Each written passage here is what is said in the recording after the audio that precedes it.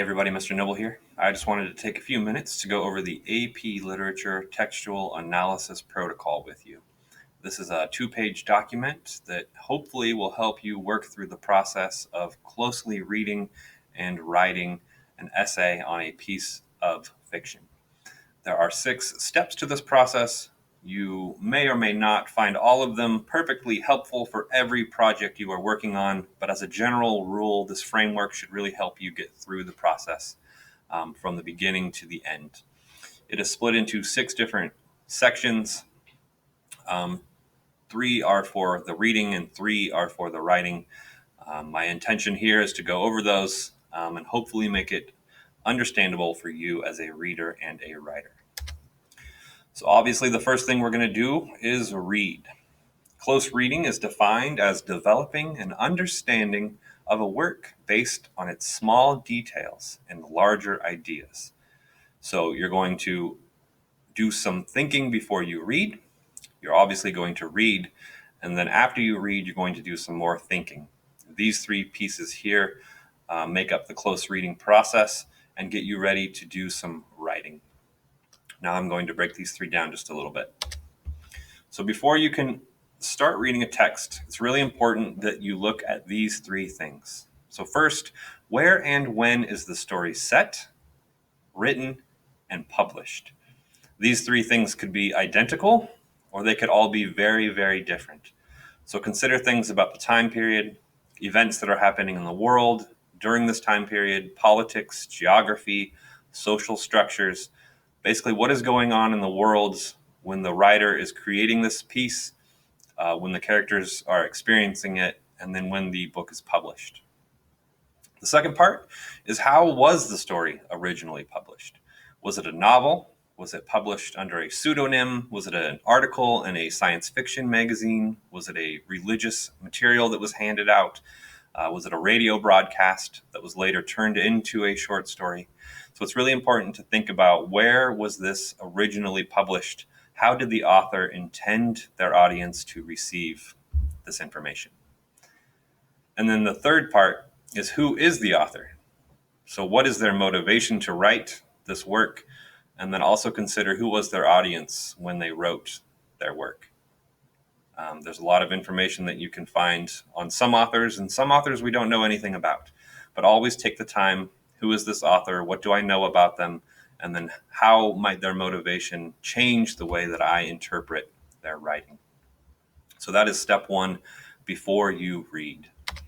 Step 2 is the actual work. So doing the reading.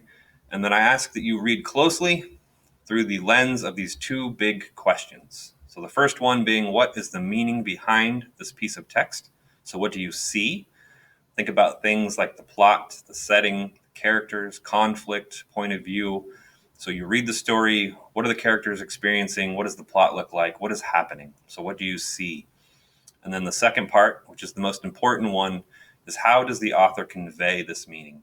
So are they using figurative language, diction, syntax, tone and mood, theme? What are they doing to make sure that you are picking up on whatever they are trying to show you? So those 2 pieces together, what do you see and how do you know, become the basis for your interpretation of the work. And then step 3 is the most important one in this process as it pertains to the AP exam. It's the so what. So why does this matter? Why do we care? You've read the story, there is this theme, you saw this characterization, but why do we care? The people grading the exam want to see that you can connect what you read with the world around you, so outside of the story. So consider the overall message, the impact it has on you, or could have on people outside of the story. And then everything you kind of do in your analysis needs to go back to the, I read the story, I get this, but this is why it really matters. That's what the AP people want to see, is that extra layer of synthesis, putting your analysis into the context of the world around you, which is hard, and that will take some time to practice. So those are the 3 steps of close reading. So after you've read your story, now we're going to go into what we call literary argument, which is really an analysis of what you have read. So literary analysis is presenting an interpretation based on a single claim and supporting it with evidence. So I read the story. This is what I think is going on. The most important part of that is here are the pieces that show why I am right. So it's not about having the correct interpretation. It's about backing up your interpretation. We break this into 3 different pieces: pre-writing, drafting, and then editing. So step 1 is to consider all of the background information. So reflect back on those 2 big questions. So what was this piece about, and how do I know? So before you can start writing in your head, you should be thinking about, this is my interpretation, this is what happened in the story. They don't recommend that you actually write down a whole entire outline, because that may slow you down on the actual exam. But if that helps you out, I would jot down some notes. This is what I'm thinking about these 2 big questions. The next piece is to analyze the prompt. So you've got the story in the back of your head. Now, what am I being asked to do? There should be some information about the content. So think about this character, think about this conflict, think about this piece of the plot. And then there will be some actual literary concepts. So it'll say analyze characterization, analyze syntax. So you're going to look for, what are those 2 pieces? What am I being asked to do? And then determine your roadmap. So again, I might not start writing down an outline, but what are the 2 things you're going to talk about? What are you going to do to respond to that prompt? So that's step 1. Step 2 is to actually write your analysis. So I would start with a thesis statement, which should be a direct response to the prompt. So the prompt asked me to do these things, and my response is my thesis statement.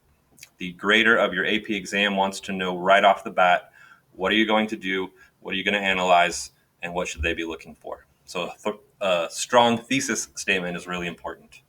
And then you're going to draft your essay. So write the thing out. Introduction and thesis, pretty straightforward. 2 to 3 body paragraphs. There may be some times when you use 2, maybe sometimes when you use 3, but this is not going to be a huge essay. You don't have a lot of time, and they don't want to read a lot of words. So you need to be very careful about what you're saying and use the best words possible. So think about every single word, make sure it counts on the page. And then a conclusion, which will restate the thesis and then apply, hopefully, to the world outside of the story in some way. And then step 3 is to revise or edit for clarity and effectiveness. During the actual exam, you're not going to have a lot of time to do this, so it's good to start working on your practice now. So after you write something, go back through, read the whole entire thing, look for words that don't make sense, look for places where you get confused. Spelling and grammar issues should be taken care of. Make sure that what you thought was in your head and what you put on the paper is actually what you are looking at. So think about, what is the AP exam reader or your professor going to think about what you put down on the page? And then once you feel good about that, you send it off. And then that is the textual analysis process. We're going to practice this throughout the year. This is a lot of information, but this is a really good place to start.